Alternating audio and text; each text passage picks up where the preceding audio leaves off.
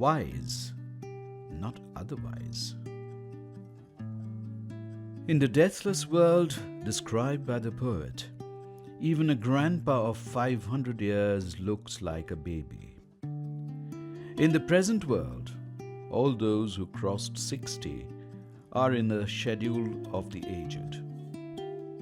Though these people are fondly called senior citizens, the plight of many in that category is really pitiable. In family and society, many of them are treated as valuable and worthwhile as domestic waste. All old people die.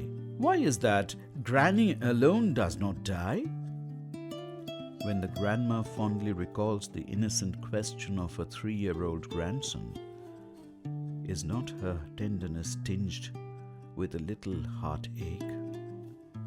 That heartache, that sadness, is the main problem of the aged now. Many of the aged make protective nests out of that ache and confine themselves in it. There is a usual sight in our native land today: a big house. There is an aged man or woman. There will be people for domestic help, as also television, fridge, and other gadgets. And people may ask, what do they lack? There is a large house and all amenities one could think of. There is money for everything and a car to take the old couple around, but the old man and the old woman in the house feels like being in house arrest. Their children are in America or Germany or the Gulf. There is a phone call every 2 days. Medicines are promptly dispatched. Could all these things remove the grandma's ache? She doesn't get the nearness of her children, the lisping of her grandchildren. There is no hope that she would get it either. Occasionally, her children may entreat her to go to America to spend some time with them, but it is difficult to spend even 2 days there. We can say it is not a problem unique to India, and we can skirt the issue describing it as a global phenomenon. True, it is a global phenomenon, a problem that causes concern all over the world. The problem of the aged. It is not only financial issues that plague the old people. Financial problems are important, but in developing nations and poor countries alike, health issues of the aged nag them and the society more than anything else. Their safety also is a matter of concern. When law and order break down and crime escalate, the first target of housebreakers and killers will be aged people living alone. How many incidents of this nature are reported almost every day? It appears as if the government has total disregard for the umpteen problems faced by aged people in their day-to-day life.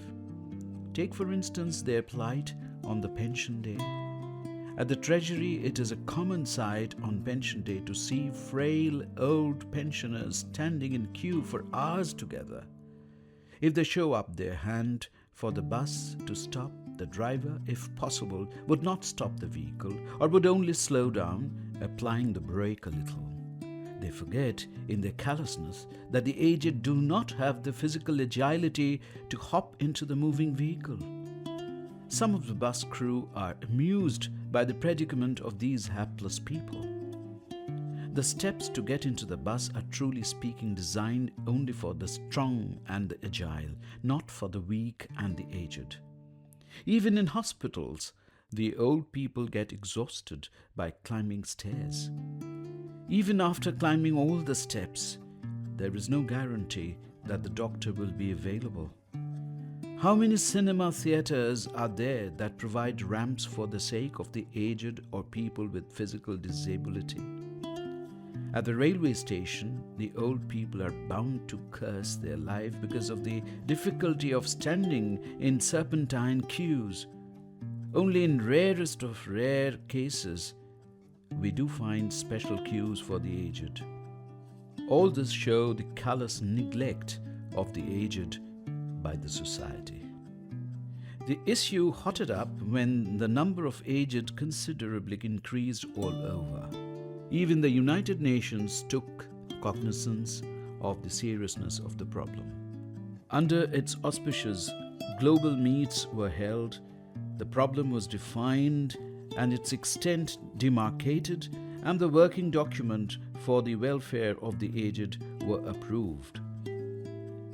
National governments were then persuaded to accept this as part of their national policy. In the wake of such efforts, some beneficial changes have taken place. It helped to generate a feeling that the aged people were not waste material and that they do have a creative and dynamic role to play in the society, shoulder to shoulder with the younger generation. This also helped remove many misconceptions of the past. There was general realization that the aged deserved attention, care, partnership, and independence. The approach to the aged should be marked by attention in place of neglect of the past. It was generally felt in the society. If anyone thought that grandpas above 80 were as good as the stone dead, he had only to look at people like Bertrand Russell, Bernard Shaw, and Winston Churchill. Bertrand Russell gave leadership to the movement for world peace when he was 94. Michelangelo never considered 88 as old age. It was when he was 88 that he designed the Santa Maria Church. After successfully leading a world war, Winston Churchill did not remain idle. It was when he was 82 that he wrote his celebrated 4-volume book, A History of the English-Speaking People. Picasso was active as a painter even when he was 90. Adenauer, who became German Chancellor at the age of 88, showed that he was as energetic a ruler as anyone much below his age. Old is gold is an expression that is heard often. How true it is! In a city suburb in Austria, there was an old man who used to remove fallen leaves from a water source. His action helped to maintain the cleanliness and purity of that spring. He used to receive a small remuneration from the city corporation. Sometime later, the city fathers decided to discontinue this payment to the old man as they considered it a wasteful expenditure. Some months elapsed, and the corporation noticed that there was a steep fall in the revenue from tourism. They inquired, and what turned up in the inquiry was an eye-opener for them. Tourists failed to turn up because the water body was now full of decayed leaves, emitting foul smell. It was no more the clean and pure spring that used to beckon them to its bank to stroll, to while away the time, and to take pictures of the pristine water body. Realizing their mistake, the corporation re-employed the old man, giving due respect to the valuable work done by him. Like him, it is indeed the grandpa and grandma in our households who see that the clean spring of the relationships are not contaminated. It is also their job to ensure a smooth, uninterrupted flow for the course of life of the young generation. It will be good if the society in general realizes this. Old men are wise, not otherwise.